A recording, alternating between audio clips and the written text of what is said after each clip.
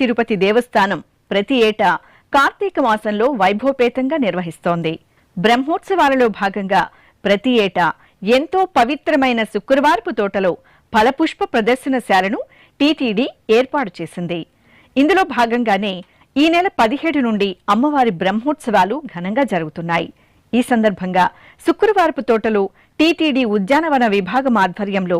యుగయుగాల పౌరాణిక ఇతిహాసాలను తెలియజేసే ఘట్టాలను భక్తులను ఆకట్టుకునేలా ఏర్పాటు చేశారు. సంజీవ పర్వతము నందలి ఔషధుల కాంతిని చూసి ఉదయిస్తున్న సూర్యుడు అనుకుని సూర్యునిపై బాణం వేస్తున్న శ్రీరాముడు, వామన అవతారంలో బలిచక్రవర్తిని పాతాళ లోకానికి తన పాదంతో తొక్కుతున్న విష్ణుమూర్తి, మహిరావణుడనే రాక్షసుడు తన మాయాజాలంతో శ్రీరామ లక్ష్మణులను బొమ్మలుగా మార్చి అపహరించి తన లోకానికి తీసుకువెళ్లే ఘట్టం,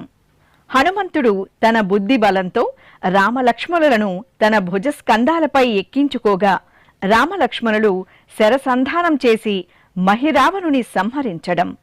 వనవాస కాలంలో బంగారు జింకను చూపించి మచ్చిక చేసుకుని తీసుకురమ్మని శ్రీరాముని అడుగుతున్న సీతమ్మ తల్లి, పాలకడలిలో ఉన్న శ్రీ మహావిష్ణువును కాలితో తన్నుతున్న భృగు మహర్షి, శ్రీ మహావిష్ణువుపై శ్రీనిలయాన్ని కాలితో తన్నినందుకు అవమాన భారంతో వైకుంఠాన్ని వదిలి వెళుతున్న శ్రీ మహాలక్ష్మి, ఆకాశరాజు భూమిని దున్నే సమయంలో పద్మం నందు పాపరూపంలో శ్రీ పద్మావతి అమ్మవారు అవతరించడం, చిన్నతనంలోనే సీతమ్మ తల్లి శ్రీ మహావిష్ణువును భక్తి పారవస్యంతో తిలకించుట, చానూర ముష్టికులనే మల్లయోధులను సంహరిస్తున్న బలరామకృష్ణుడు,